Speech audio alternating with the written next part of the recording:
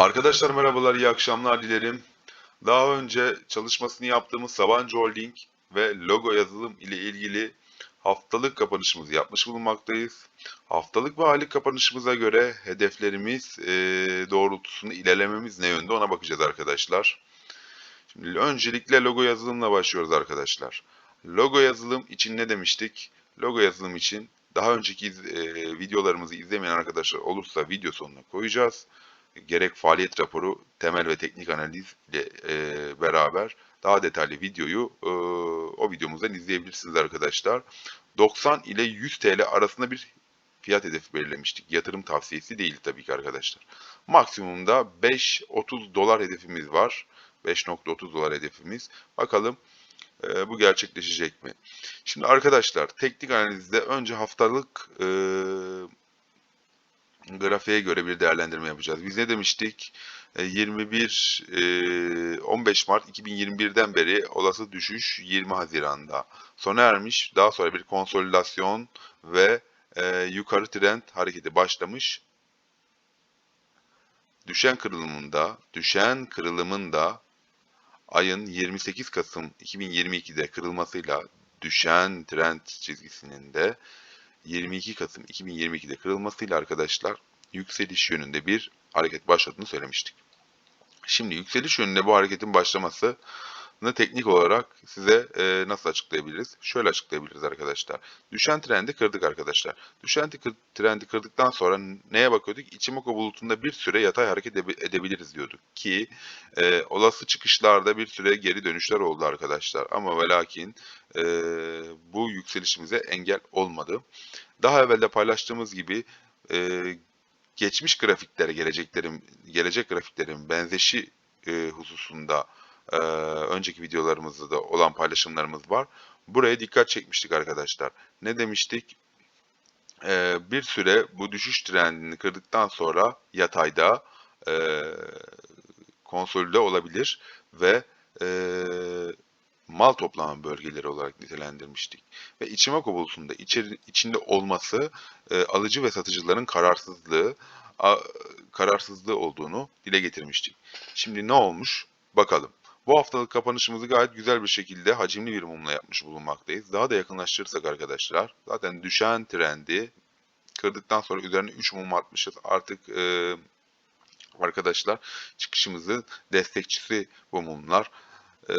Şu bölümlerde ilk hafta alıcılı satıcılı bölgelerde kararsızlıklar yaşanmış. Daha sonra yoluna devam etmiş ve özellikle bu haftaki e, hacimli mumla, yeşil mumla beraber ve Ichimoku bulutun üstüne çıkmasıyla beraber gelecek hafta ve gelecek aydan itibaren çıkışımızın daha agresifleşeceğini söyleyebiliriz. Biz şu anda bu çıkışı nasıl takip ediyorduk? Biz bu çıkışta şu kuralımız vardı arkadaşlar. Kuralımız Ichimoku bulutunun dönüş çizgisi en üstte olacak. Onun altında 21 haftalık hareketli ortalamamız ve en altta 50 haftalık hareketli ortalamamız olacak. Destek seviyelerimiz 21 haftalık hareketli ortalama, stop noktamızda 50 haftalık hareketli ortalamanın altında 2 mum görürsek çıkıyorduk. Bilginiz olsun arkadaşlar. Günlük daha kısa vadede, orta vadede bakarsak yani günlük grafikte bakarsak arkadaşlar günlük grafikte bu hafta malum borsadaki olası satışlardan dolayı tüm hisselerde olduğu gibi logo yazılımında da bir geri çekilme oldu. Gördüğünüz gibi arkadaşlar biz ne demiştik? Gene bu kural daha haftalık grafikte paylaştığım kural bunda da arkadaşlar geçerli. Ne yapıyorduk? En üstte Ichimoku bulutunun trend çizgisi, dönüş çizgisi, altında 21 günlük hareketli ortalama ve 50 günlük hareketli ortalama. 21 günlük hareketli ortalama destek seviyemizi oluşturuyordu. Altında iki kapamalar olur ise şayet arkadaşlar bir süre izlemeye alıyorduk. Herhangi bir alım satım yapmıyorduk. 50 haftalığa değinceye kadar maliyetlenme yapmıyorduk. 50 haftalıkta bir parça maliyetlenme yapıyorduk. 50 haftalığın altında, özür diliyorum, 50 günlüğün altında 2 günlük kapanış yaparsa arkadaşlar stop oluyorduk. Şu anda bizim herhangi bir problemimiz yok. Trend takibimizi Ichimoku bulutunun dönüş çizgisiyle yapıyoruz ve destek seviyemizde gördüğünüz gibi 21 günlük hareketli ortalama. Bu hafta ne olmuş arkadaşlar? Olası borsa satışlarında 21 günlük hareketli ortalamadan destek almış ve tekrar dönüş çizgisini hacimli bir şekilde yukarıya kırarak trendini pozitif olduğunu bize göstermiş arkadaşlar. Logo yazılımla alakalı herhangi bir olumsuz durum veya problem söz konusu değil. Arkadaşlar şuradaki oluşumları da görebiliyorsunuz. Tekrar göstereyim. Şu oluşumları da görebiliyorsunuz. Fincan, kulp formasyonları. Bunların hedefleri zaten derinliği kadardır. Ben çok fazla çizgi çizmeye arkadaşlar teknik analizde yararlı görmüyorum. Diğer paylaşımda bulunan arkadaşların görüşlerine de saygı duyuyorum. Ben teknik analizi yalnızca trend takibi olarak uyguluyorum. Bilginiz olsun arkadaşlar. Şimdi diğer bir hissemiz olan Sabancı Holding ile değerlendirmemizi yapalım. Sabancı Holding ile alakalı da daha evvel paylaştığımız faaliyet raporları, genel değerlendirme, sektörel analiz, yani daha detaylı değerlendirmemizi videonun sonunda arkadaşlar paylaşacağım. Dilerseniz bakabilirsiniz. Şimdi önce arkadaşlar haftalık grafiğe bakalım. Şimdi biz daha önceki videomuzda zaten ne hedef belirlemiştik? 60-65 tutucu bir değerdi, konservatif bir değerdi. Daha üstü olabilir ama bu değerlerin gelmesi %100 demiştik. Tabii ki yatırım tavsiyesi değil, tabii ki bu benim kendi görüşümdü arkadaşlar. Ee, Bunu neye göre demiştik? Önceki videomuzu izlerseniz arkadaşlar görebilirsiniz. 3 veya 3.30 dolar bandıdır ve yatırım tavsiyesi olmayıp kişisel görüşüm olduğunu tekrar yineleyeyim arkadaşlar. Şimdi haftalık grafikte herhangi bir problemimiz yok arkadaşlar. Genel düşüş trendini, ne zamandan beri olan düşüş trendi? 2013'ten süre gelen düşüş trendini ne zaman kırdık? Arkadaşlar Ağustos 2022'de kırdık. Yani yaklaşık 9 senelik düşüş trendini kırmış bulunuyoruz. Aynı zamanda arkadaşlar 2018'den beri yaklaşık 4 senelik yataydaki konsolidasyon bölgesini ne yaptık? 31 Ekim itibariyle kırmış bulunuyoruz.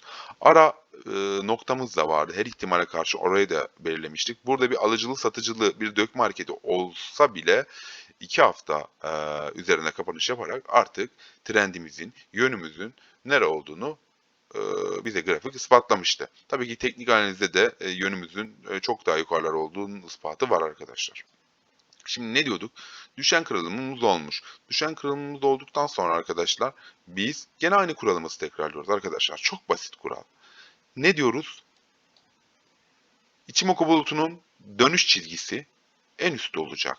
Altında 21 haftalık hareketli ortalama, altında 50 haftalık hareketli ortalama. Arkadaşlar tek bunu uygulayacağız. Tek bu kurala göre gideceğiz. Çünkü temel teknik analiz bir yere kadar, bir yerden sonra psikolojimiz çok önemli. Gerektiği yerde almak, gerektiği yerde de satmak gerekiyor arkadaşlar. Hiçbir zaman için bir kural belirlediysek bunu esnetmeyeceğimiz anlamına gelmez. Bu videoları da zaten sizin için bu yüzden hazırlıyorum arkadaşlar. Şimdi bakalım ne olmuş? Biz trend olarak takip ettiğimiz Ichimoku bulutunun dönüş çizgisinin altına sarkmalar bile olmamış arkadaşlar. Sarkmalar olsaydı biz ne yapacaktık? 21 haftalık hareketli ortalamayı destek olarak, çok güçlü bir destek olarak göz önünde bulunduracaktık. Bu hafta olası düşüşler olmuş ama Ichimoku bulutuna daha yaklaşmadan bile tekrar geri çıkış hareketleri gözlemlenmiş. Zaten arkadaşlar kap takibi çok önemli. Sabancı Holding'in geri alımlarına bu hafta itibariyle tekrar başladığını duyurmasıyla beraber olası düşüşlerde diğer hisselere nazaran daha az etkilenmiş durumda. Bilginiz olsun. Kap takibini yapınız lütfen. Çünkü bu işin %50'si arkadaşlar haber odaklı ve psikolojimize sahip çıkarak olması gerekiyor. Şimdi hacim grafiklerine bakarsak sert bir hacim gelmiş ama bu dökme hareketi olduğu belli. Çünkü bu sert hacimden sonra, sert düşüş hacminden sonra 3 düşen mumu görebiliyoruz. Haftalık bazda 3 haftaki düşen mumu görebiliyoruz. Daha sonra hacmiyle o 3 haftalık düşüşün hepsini yutmuş durumda arkadaşlar. Şundan bahsediyorum. Hepsini yutmuş durumda zaten. Geçen hafta itibariyle bunun teyidini almıştık zaten, çıkış teyidini. Şimdi daha uzun vadeden bakarsak biz aylık grafikte bir şey paylaşmıştık. önceki videomuzu lütfen izleyin. Şunu söylemiştik. Aylık vadede eğer Ichimoku bulutunun düşüş bulutunun üzerinde kapanış yaparsak yükselişler agresifleşebilir aylık bazda. Tekrarlıyorum. Ichimoku bulutunun üstünde kapanış yaparsak yükselişler agresifleşebilir demiştik ve yatırım tavsiyesi olmadan şunu söylemek istiyorum. Gelecek aydan itibaren yükselişlerin agresifleştiğini göreceğiz. Ee, Hatta yorum da yazabilirsiniz. Videomun zaten tarihi de belli arkadaşlar. Bu çok önemli bir fırsat olarak kendim için nitelendiriyorum. Bilginiz olsun. Biz bu videoyu yaptığımızda zaten olası fiyatları da önceki videoları paylaşıp görebileceksiniz. Arkadaşlar gene trend takibi yapacağız. Trendin kırılımı zaten yeni gerçekleşmiş. Yalnızca şu 21 aylık, bakın dikkatinizi çekerim, aylıktan bahsediyorum, çok uzun vadede 21 aylık hareketli ortalamanın 50 aylık hareketli ortalamayı kırmasını bekleyeceğiz. Bu kırılımda bu ay olacağını düşünüyorum. Kesişmenin bu ay olacağını düşünüyorum. Olası daha evvelki kesişmelerdeki volatiliteyi göstermek istiyorum arkadaşlar. Mesela örnek veriyoruz. Volatiliteyi görüyorsunuz arkadaşlar.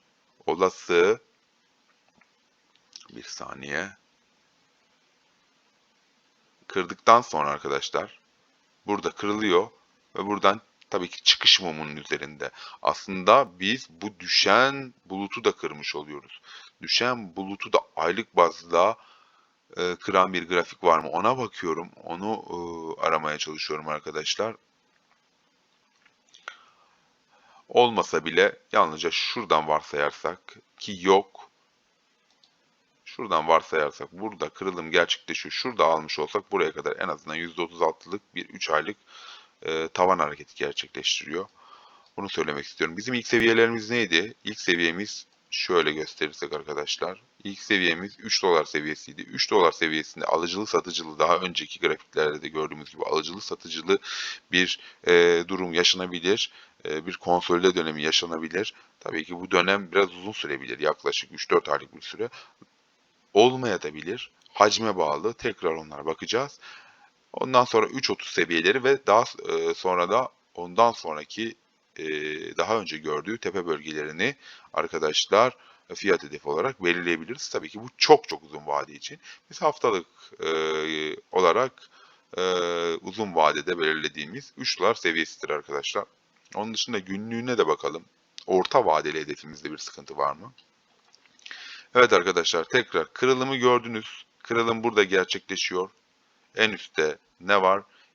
Ichimoku bulutun dönüş çizgisi var. Daha sonrasında 21 günlük, daha sonrasında 50 günlük. En altta 50 günlük hareketli ortalama gitmiş. Burada bir çekilme olmuş ama biz ne demiştik? 50 günlük hareketli ortalamanın altında 2 kapanış yapması lazım. 2 mumu görmeden çıkış yapmıyoruz ki yapmamış ve tekrar destek alıp yukarıya çıkmış.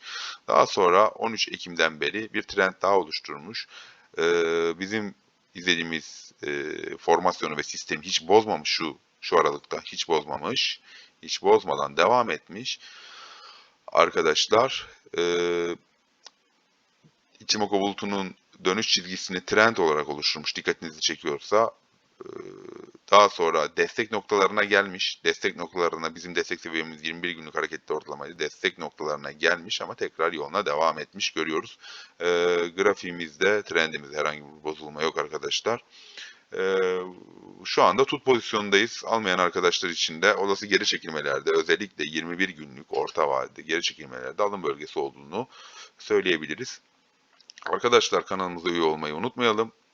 Onun dışında bildirim çubuğunu açmayı, bildirim butonunu açmayı ve like atmayı unutmayalım arkadaşlar. Şimdiden çok teşekkür ederiz. Kendinize iyi bakın arkadaşlar. Daha sonra görüşmek üzere diyelim. Hoşça kalın.